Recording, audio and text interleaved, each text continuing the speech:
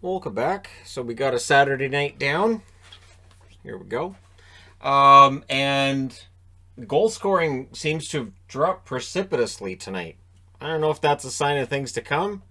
I know when we did the play-ins, we had expected a lot of goal scoring. There wasn't. The defense was able to get things ramped up faster than the offense.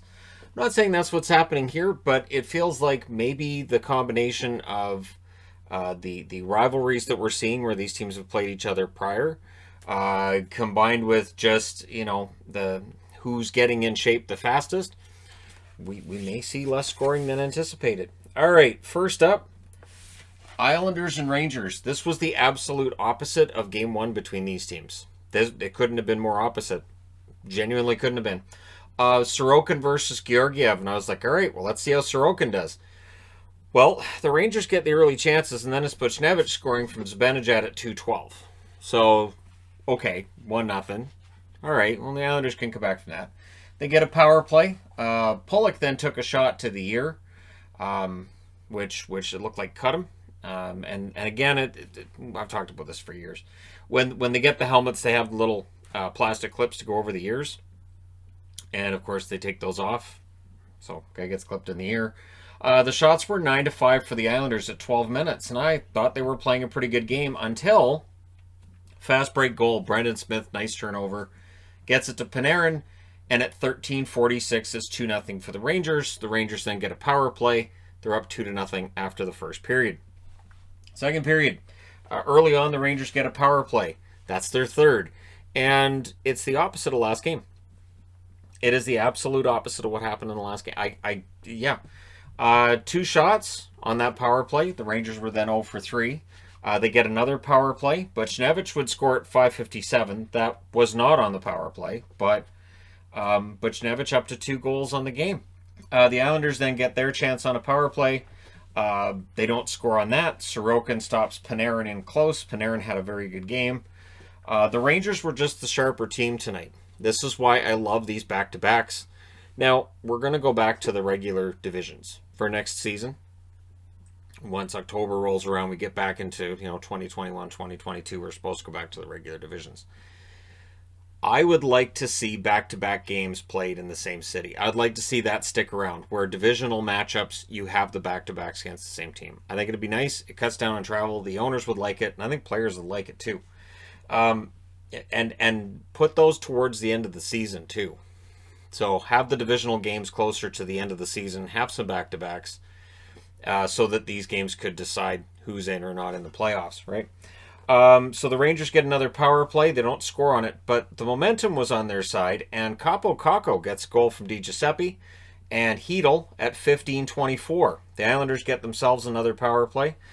And this reminded me of something too. Last season, the Islanders weren't getting power plays. It was the style of hockey they were playing that was just not drawing or taking penalties. Their first 2 games, lots of penalties. Tons. They've had a lot of power plays. They get one early in the third period too. Things get kind of scrummy in the final 5 minutes. The Rangers come out of that with a power play, and they score on this one. Panarin scores on the power play from Fox and Buchnevich at 15:56. So Buchnevich with 2 goals and a helper.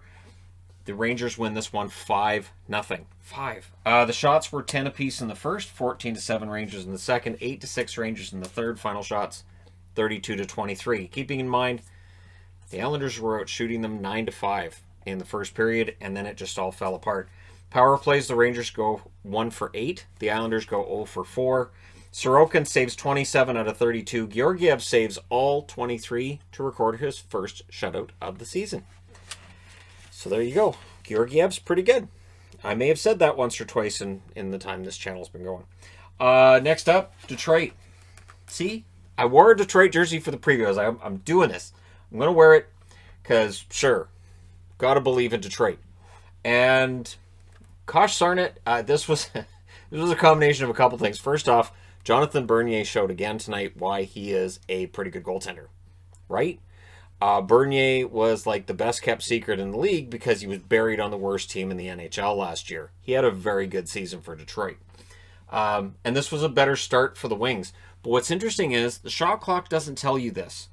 The Canes outshot them 2-0 in the first 5 minutes, but puck control Detroit had plenty of it.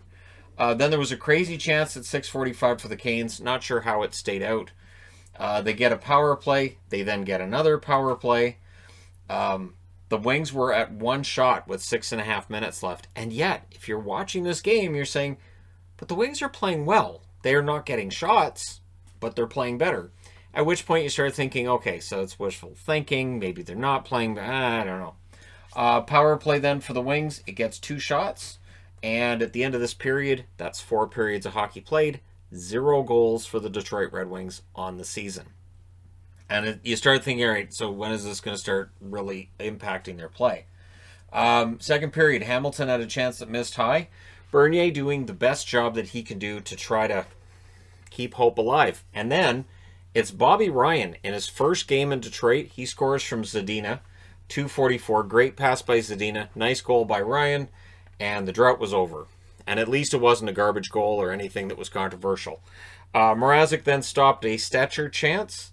The Canes were pressing with 4 minutes left. The Wings had a really good period of hockey, though, in that second period. The Canes get a power play with 31.8 seconds left. That carries over into the third period. So Detroit with the 1-goal lead. Trocheck scores on the power play from Svechnikov and Hamilton at 28 seconds. Svechnikov takes the shot. It deflects off Trocheck's leg into the net. Trocheck is a fair man. He's more fair than he really should be. At 46 seconds, Larkin scores to restore the lead for Detroit from Mantha, and that one deflected off Trocheck and then off Shea into the net. So it's 2-1 Detroit, and both goals Trocheck was inadvertently involved in. So he's fair. Aho then nearly answered for Carolina as this game suddenly is wide open, very interesting and very entertaining. Nemesnikov had what was his second breakaway of the game. It was denied. Svechnikov then gets a goal from Martinuk at 8:55, and it was a fantastic goal. I don't need to... I can't describe it. I can't use dolls to show how cool it was. It was a great goal, so I'm sure you've already seen it. If you haven't, go check it out. Come back and watch the rest of the video. The Wings then tried to answer quickly again. The Canes end up with a power play. The Wings get a power play of their own, and Aho ends up with a break shorthanded. That was stopped. If not, we would have had a different finish for this game. It's Robbie Fabry that scores from Zadina and Hronik at 17:18. Unexpected that Detroit's up 3-2. So the Canes call a timeout with 2:16 left. They have an empty net. Who hits the empty net? The new captain of the Detroit Red Wings, Dylan Larkin at 18:04. And look at that.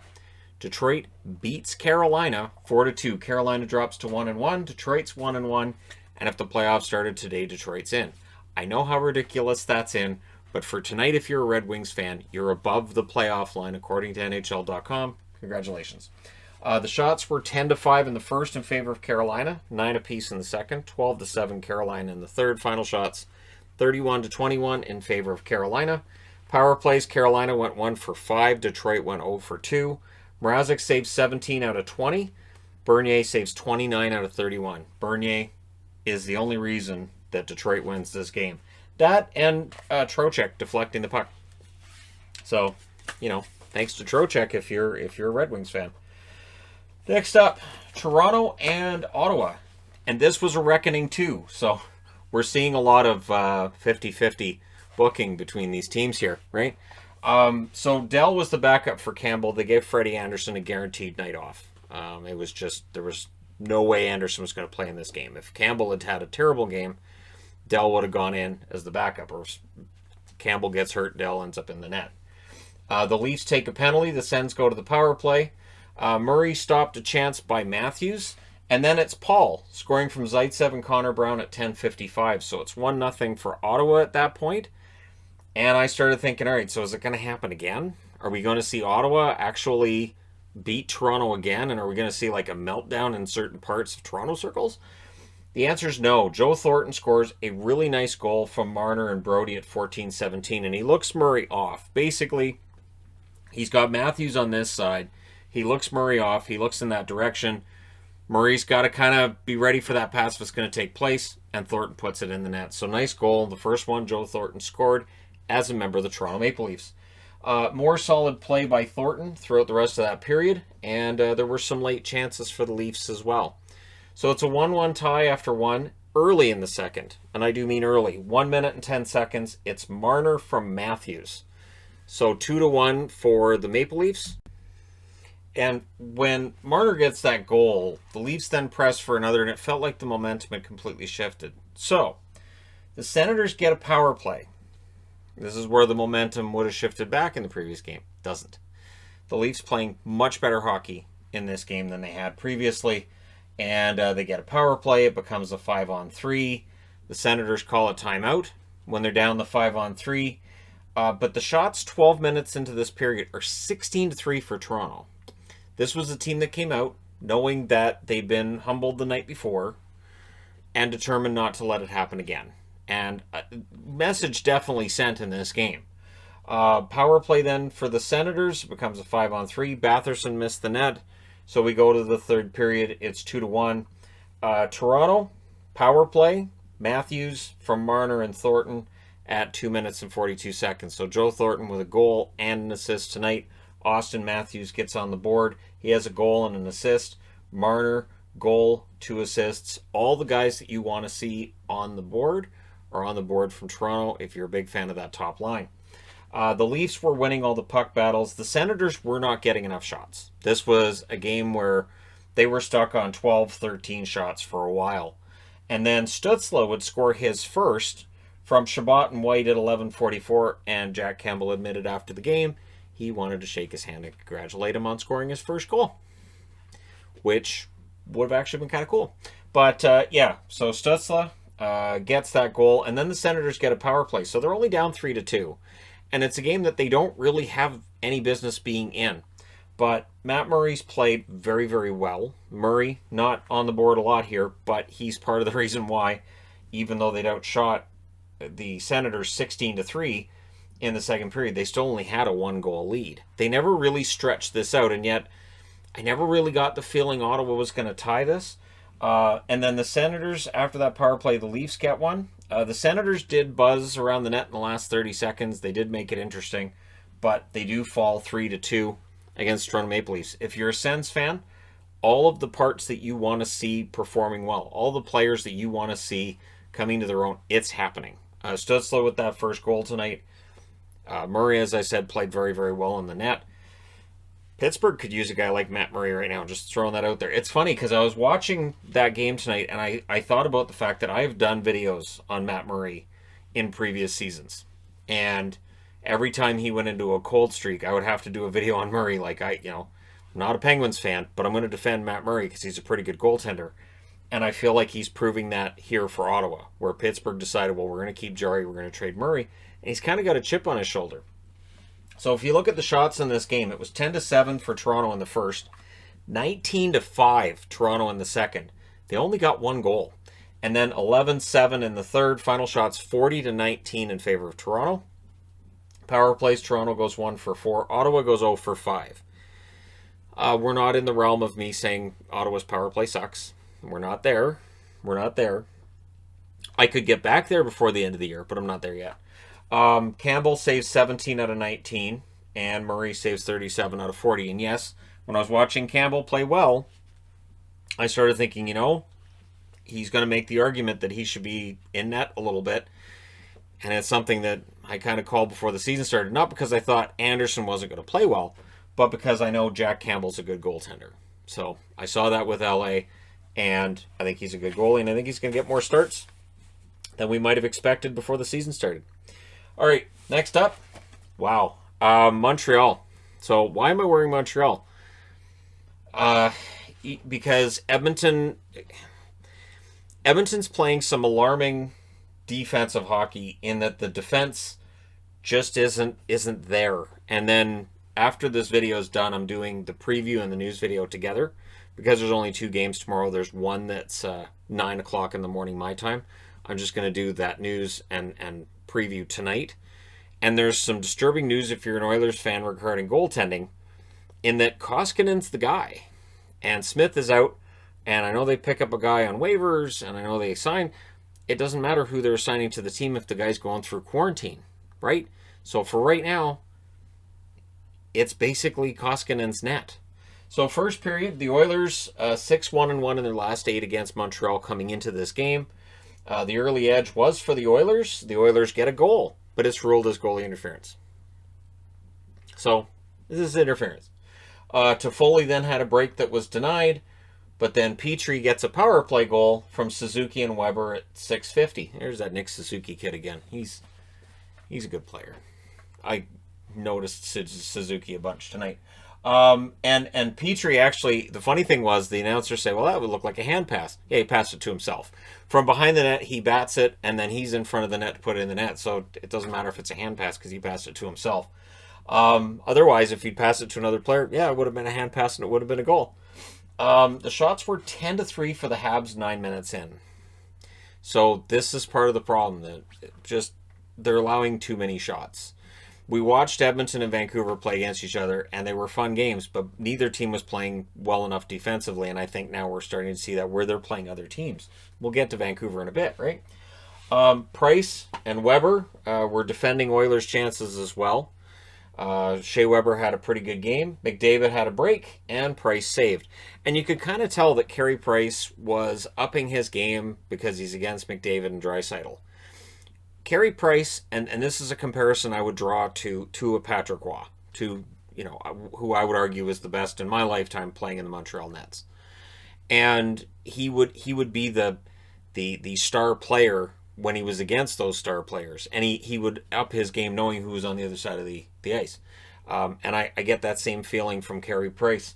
Now, Sherratt had a chance that almost went in, and in the last shift of the period, there were chances for the Oilers. So it's 1-0 Montreal after 1. Second period, the Oilers opened it on a power play. They don't score, and then Tatar scores from Danault and Gallagher at 2:19. Thomas Tatar is off to a fantastic start to the season. Absolutely amazing. And then Petrie scores from Danault at 7:27 on a goal that deflected off of Ethan Bear in front of the net. So deflections, part of the games tonight. That made it 3-0. The Oilers get another power play, and then a shorthanded goal happens. Evans plays his own rebound at 9:17. Halfway through the game, it's 4-0 for Montreal. And if anybody wants to be concerned with Koskinen, you can be. I would also say that it would be unfair for me to say that of Koskinen after saying, look, Anderson's not being bailed out by his defense either in Toronto. Koskinen is not being bailed out by his defense in Edmonton either. There was a late Oilers power play, and then Price denied Draisaitl. Draisaitl looking skyward, clearly frustrated tonight. So third period, some line shuffling by the Oilers, as would be expected. And it doesn't necessarily work. Great pass by Gallagher to Tatar, who gets another goal, 9:47. And Tatar now has, I believe it's 3 goals on the season, and he's got 2 of them of the spectacular fashion. And then Cuckoo has to ruin it, right? He scores from Barrie and McDavid at 12:59 to make the final score 5-1. The Oilers, this has to be seen as a wake-up call. They get outshot 16-9 in the first. They outshot Montreal 18-11 in the second period. Then they were outshot 9-8 in the third period. They're outshot 36-35. They're just allowing too many shots. And there's too many goals in this game where it's odd man rush. Or in Petrie's case, he bats the puck out of the air and he has time to go out in front of the net and put it in himself. That really shouldn't happen. So that's problematic if you're Edmonton. The power plays, Montreal 1 for 2 and Edmonton went 0 for 3. That's also problematic that Edmonton 0 for 3 on the power play and they allowed the shorthanded goal. Their power play made them elite last year. Their 5-on-5 play left something to be desired, and that's where we're at in this game as well. Price saved 34 out of 35. He's a highlight reel all by himself, and Koskinen saves 31 out of 36. He played well after it was 4-0, but again, you can't allow it to be 4-0, and if you're Edmonton, there are some concerns going forward. That being said, I need to change boards. So tonight was Nashville and Columbus. If you're Columbus, you don't want to see Nashville for a while. I'm just going to throw that out there. You don't want to see Nashville for quite a while. Nashville kind of has Columbus's number, apparently. So first period, it's an early power play for Columbus. Columbus came out looking great. This was all Columbus early on. Saros was sharp. During a penalty kill, he denied Pierre-Luc Dubois, who I thought had some decent chances. For a guy who wants out of Columbus, he is still playing well. But the fact that he wants out of Columbus is all that anybody talks about, including the Nashville feed that I was watching for this game. They talked about Dubois wanting out. Columbus, some puck control in that first 4 minutes. In fact, at 6 minutes, the shots are 7-1.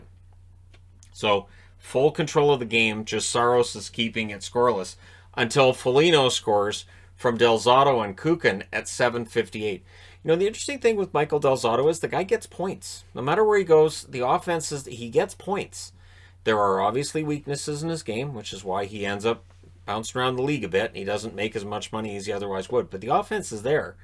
The lead doesn't last, though. Rocco Grimaldi scores from Ellis at 9:43. And then it was Ellis denying a goal by Columbus. Ellis had a really good game tonight. And I know that's not news necessarily, because anybody that's watched Nashville play knows that Ellis is an excellent defenseman.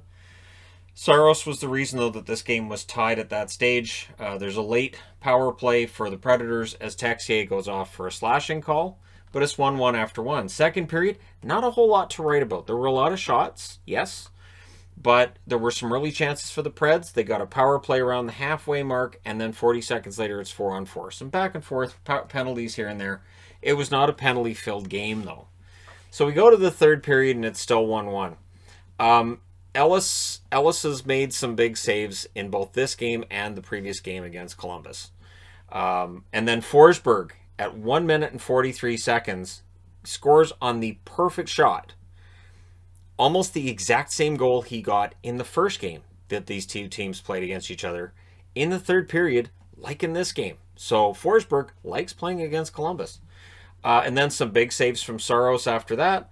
Dubois had a break that was stopped, so Dubois had his chances. And then it's tied again. Texier scores from Foudy and Del Zotto at 5:47. And at first you're like, how? Because Foudy takes that shot from an impossible angle, but Texier tips it in, and it's one of those goals that, honestly, I don't know that Texier could plan that, but it was really nicely tipped, and Saros just wasn't able to cover that part of the net, and it was nice. And there's Del Zotto with the second assist of the game, so, right? He just gets points. Then there's a post for Columbus on a break, and that would end up standing out. Columbus was pressing for the lead, but it's Brad Richardson, one of my favorite players in the NHL. He gets a key goal for the Nashville Predators from Ekholm at 11 minutes. And then it's Cunnin scoring from Cousins and Duchesne at 14:28. And then less than a minute later, it's Sissons scoring from Arvidsson and Fabro at 15:22. And shortly after that, they would get a power play. Nashville runs away with this in the last 9 minutes of the game. Makes the score 5-2, and for Columbus, it has to be a frustrating result. They outshot Nashville in every period, 15-11 in the first, 13-11 in the second, and 16-11 in the third. Final shots 44-33. But this is a standard thing for Columbus. Nashville. Remember, they won the first game, and I said, well, they outshot their opponent. They normally win games when they're outshot. This was that. This is what happened last year a lot. They're outshot, they're outchanced, and then they win. We'll see whether or not that's a new Nashville way of doing things, but it's sort of a Nashville reasons to win. Columbus 0-2 on the power play, Nashville 0-3. Merzlikins ends up saving 28 out of 33. Saros saves 42 out of 44. Saros loves playing Columbus.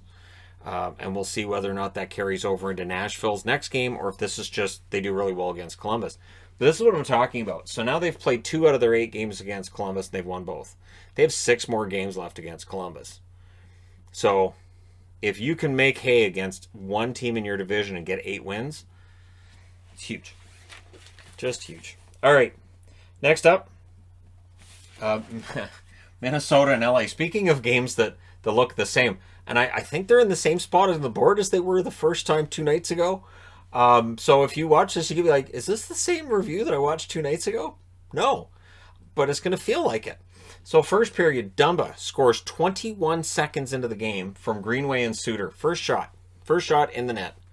And with Jonathan Quick, that was something that happened with him last year. I don't know if it was frequent, but I know in doing reviews of every game last year, I know it was something we talked about with Quick. Those slow starts that have happened.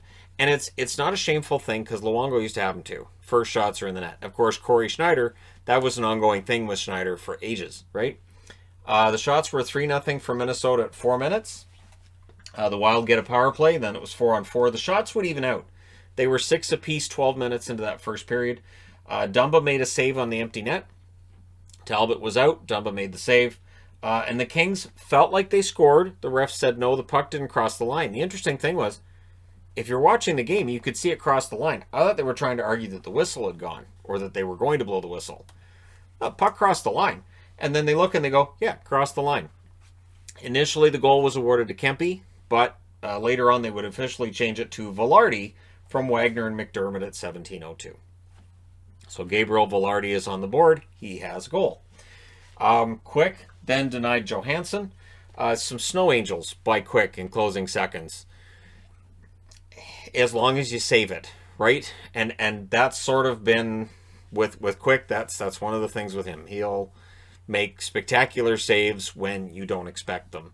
I think Quick right now is playing some of his best hockey, even though the results wouldn't make you think so. But I think he's been playing some of the best hockey he's played in a while. I swear. So second period, the Wild get a power play. The Kings are hemmed in at the 5-minute mark, but Lizotte scores at 7 minutes and 2 seconds, and then at 10:22, just past the halfway mark of the game, Athanasiou scores from Carter. That was a 4-on-4 goal. So Jeff Carter is off to a decent start. Athanasiou gets another goal with the Kings. It's a 3-1 lead, which feels familiar, because it is. The Kings pressured, but they end up taking a penalty, and then the Wild drew another power play shortly after that. So they managed to get back-to-back power plays. The power plays, there were a lot of them in this game. It was not a fruitful endeavor for either team. Third period, early power play for the Kings, and then Kaprizov draws a Wild power play, and that doesn't score, but Eriksson Ek gets a goal from Greenway and Pattern at 7:38. That makes it 3-2. Now, in between the second and third period, the Kings on their Twitter account said this feels familiar, and they showed the score 3-1 for LA, because it was 3-1 LA entering the third period in the first game between these two teams. Felt familiar. It should. I'm sure it felt really familiar when Eriksson Ek gets that goal. The Kings get another power play, but it's Eriksson Ek that gets a break shorthanded that Quick denies him on. Fiala had a chance that was gloved by Quick. There's some unhappiness in this game with 6:14 left, which is standard when teams are playing each other in back-to-back games, and they decide, I don't like you. I do not like you either, good sir. And that was kind of what was going on. They pull the goalie with 2 minutes and 9 seconds left. And the Kings just can't quite get an empty netter. And then at 19:59, just turn and fire it at the net. That's what Ryan Suter does, and it went in. And I was putting 3-2 on the board. I was putting 3 here and a 2 here. I was like, well, there's only 2 seconds left. I grabbed the numbers, and then the puck went in. So I put both numbers back. And I was like, all right, never mind. This is going to be a 4-3 game. We're going overtime. And in overtime, I have to say, Kaprizov may be new to North American ice. He loves 3-on-3 hockey. With his speed and his skill, he loves 3-on-3 hockey. He's made for it. Minnesota may intentionally get to overtime just for the excitement of watching Kaprizov out there. He had a one-timer that was denied, and then he ends up setting up the game winner by Johansson at 4:49. So with 11 seconds left in the game, Brodin gets the secondary assist as well. Minnesota did it again. They were behind 3-1 against the Kings. They tie it, and then they win in overtime. And Kaprizov scored in the first instance, and in this one, he gets the helper. So Kings aren't going to like Kaprizov very much. The shots were 14-11 in the first in favor of Minnesota, 13-12 LA in the second, 15-7 Minnesota in the third. Stands to reason that would be the case. LA needs to be a little better at defending the fort with the last period. Minnesota then outshot them 3-2 in the overtime, including the shot that's really important, the game winner. Final shots 44-33 in favor of the Kings, or in favor of the Wild, I should say. Talbot, 30 saves on 33 shots. He was good. Not spectacular, but he was good. and Quick, 40 saves and 44 shots. I thought Quick was very good. Power plays, both teams go 0 for 5 on the power play. It's really not a factor. What a game. Speaking of what a game, the Canucks. This is what poetic justice looks like. So, as a Canuck fan, watching this team for many years, there was a storyline about Markstrom not being able to get shutouts. And what was frustrating to me as a Canuck fan is knowing how many times he had been close, and then something stupid would happen, and there'd be a puck in the Canucks net, which might have been his fault on occasion, but not every time. And there were times where I felt like the Canucks defense had let him down. The Canucks had let him down, and then when he finally got that shutout, the Canucks seemed to be actively trying to make it not happen, so that he would beat Pokey Reddick's record of 132 games to start a career without a shutout. Right? So, Holtby versus Markstrom. This is the big matchup. Levo got a chance early on, but there was a kind of a tentative start from both. Post then for the Flames. Holtby didn't see it. Power play for the Flames, and they score, and it's a quick one right after that power play. It starts. Monahan from Tkachuk and Lindholm at 8:31. The Flames then pressured at 12 minutes. The Canucks get a power play. It became a 5-on-3 for the Canucks. Besser was eventually stopped when he took a shot, but my oh my, what passing was going on. There was pass after pass after pass after pass after pass. And it gets frustrating because you can see that they're trying for the perfect play. And that is a good way to kill off your own power play, which is essentially what they did here. When Besser took the shot, it probably wasn't the best opportunity they had with that 5-on-3 that became a 5-on-4. So overpassing is an issue. It's very early in the season. No need to panic. Work on it. The problem is we're 3 games into the season now, and it's going to be 4 on Monday, and they've got to play Calgary again. So we go to the second period. Post early on in that period for Nestorov, who I think has acquitted himself pretty well with the Flames, considering he spent the last 3 years in the KHL. The Flames then got a 5-on-3. Holtby made some saves, and both teams failed on a 5-on-3. So the difference really here is, that was where the power play for the Flames wasn't successful. It's successful outside of that almost every time. So the Canucks press, they get a power play. Besser takes a shot on the power play. And Besser was the one that was taking shots tonight. I haven't looked. I don't know if he led the Canucks in shots. I don't know that it necessarily matters much. I just know that he's taking shots this year, which last year was a complaint that I had, that he wasn't taking enough shots. Pettersson then had a chance that was denied. Bennett takes a penalty. I believe he had 2 penalties in this game. The Canucks get a power play. Mott then takes a penalty. I believe Mott had a couple of penalties in this game to make it a 4-on-4. And then a power play, which gives the Flames a goal. It's Dubé scoring his first from Mangiapane and Backlund at 16-12. And I just put on the board, Canucks are getting Markstrommed. What happened to Vancouver tonight was sort of reminiscent of what happened against St. Louis, which was that Markstrom was just the better goaltender.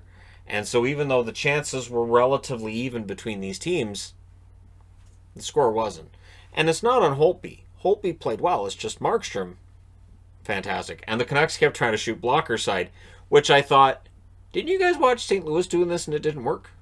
Did you guys not watch the St. Louis series? Because it doesn't work. Whatever you think his weakness is, it's not there. And so the fact the Canucks were trying to shoot blocker side, I thought they're doing what St. Louis did. It's the same thing. So third period, Hughes, I noticed this during the game, that Hughes took a few dives to the ice. And I don't know if it was because he was pirouetting on his skates too much, but there were a few times where he went down and I thought, okay, so he's losing an edge. Is it something with his skates?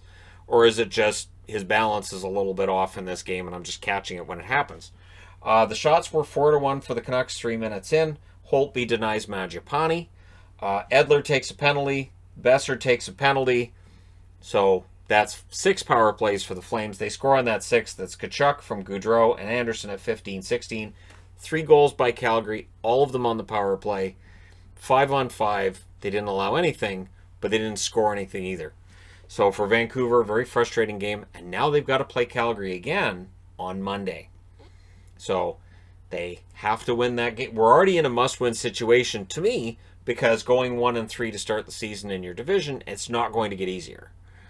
It's just not. So we'll see what happens on Monday. The shots favored Vancouver 11-7 in the first, 15-10 Calgary in the second, and then 13-11 Calgary in the third. Final shots 35-32 in favor of the Flames. Power plays, Vancouver goes 0 for 4. Calgary goes 3 for 6. So again, it's sort of like a reversal of what happened in the playoffs against St. Louis, that Markstrom steals the game and their power play makes all the difference. And it's the Flames doing it to the Canucks. Holtby saved 32 out of 35. Markstrom saves all 32 shots. Like I said, it took him 129 games to get his first shutout. As a Flame, his second game as a Flame, he gets a shutout. So I don't like to see Vancouver lose, but Markstrom shutting them out, it's not the worst feeling I've had, because I like Markstrom. All right, last up, Anaheim in Vegas. And Anaheim got close. And for Anaheim, there's some good things you can take from this game. If you're Vegas, you kind of have to look at this and say, hey, we got the 2 points. We got through Gibson eventually. So early play favored Vegas. They were up 7-2 in the shots, 7.5 minutes in. But Gibson was just stopping everything. Gibson was showing people why Anaheim fans will tell you Gibson's one of the more underrated goalies in the league.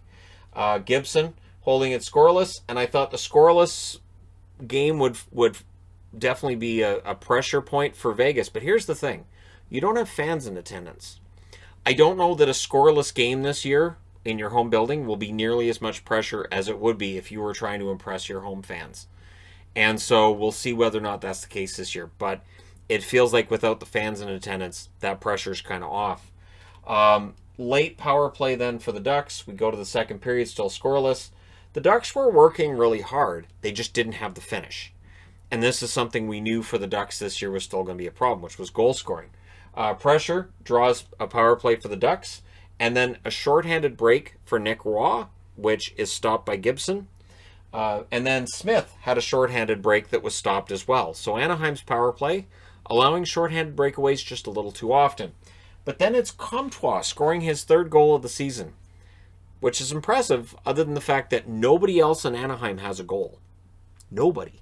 Steele and Larson with the assists at 7:45, and it was a 3-on-1 that led to the goal. And there you go. Roy then had a chance that went wide, and Gibson denied Pacioretty late in that period. It's 1-0 Anaheim entering the third period. And to start the third period, Fleury denies Raquel. So Marc-Andre Fleury having a very good game in the Vegas net. Gibson robbed Pacioretty again. He enjoyed it so much the first time. He did it a second time. He would eventually not be able to rob him any further.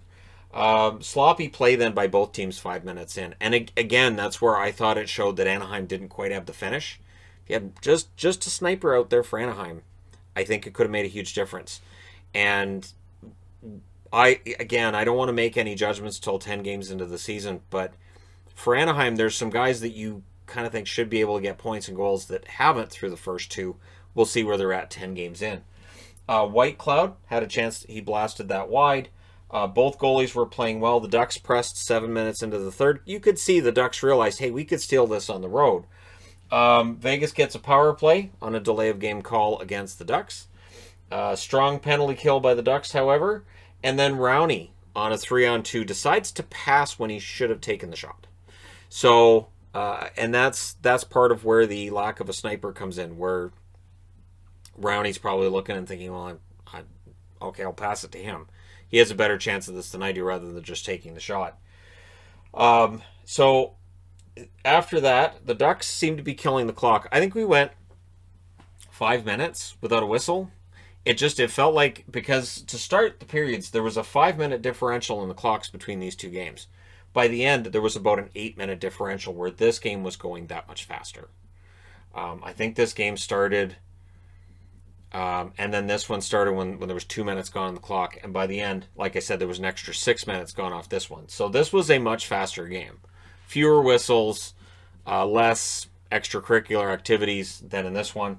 And the Ducks were doing a good job of killing the clock. You could see they were just, make your passes, don't go offside, just, keep the play going, keep the flow up. Delorier had a late chance that was denied. They pull the goalie with 2 minutes left. And again, they're not able to hit that empty net. They're not able to get that puck control.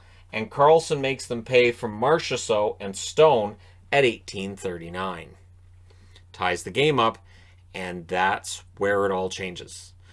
You could see the Vegas bench, they all went crazy when that went in the net, and yeah, and then in overtime it took 7 seconds. Carlson, Pacioretty in the net. Pacioretty, all the denials throughout the game, he gets the game winner in overtime. Anaheim has to look at this game and say, all right, well, we got a point. So they're 0-1-1. I don't have the record on the board. Vegas is 2-0. Anaheim's 0-1-1. They have to come out of this and say, you know what, we got a point in Vegas. We've got some things we can work on. Shots were 14-6 Vegas in the first, 11-7 Vegas in the second. In the third, Anaheim outshoots them 9-7. Only one shot in the overtime at the 7-second mark. That was Pacioretty, and it went in. Final shots 33-22 for Vegas. Gibson saves 31 out of 33. He was fantastic. Fleury saved 21 out of 22. Pretty fantastic for him. And Vegas with those gold jerseys and Fleury's gold mask, it's a match made in heaven. Anaheim 0 for 2 on the power play. Vegas only had one power play in this game, and they were 0 for on their power play. So it was a very, you look at this, there's 10 power plays in this game, 3 in this one, and that's a big part of the reason why this game goes faster than this one. This one had some choppy play and not a lot of flow, especially in the second period. But there you go. Let me know your thoughts in the comments section below as always. Don't forget to hit like and subscribe if you're browsing your way through. You just happened upon this video. Thank you guys so much for watching, for all your support. I will talk to you again soon.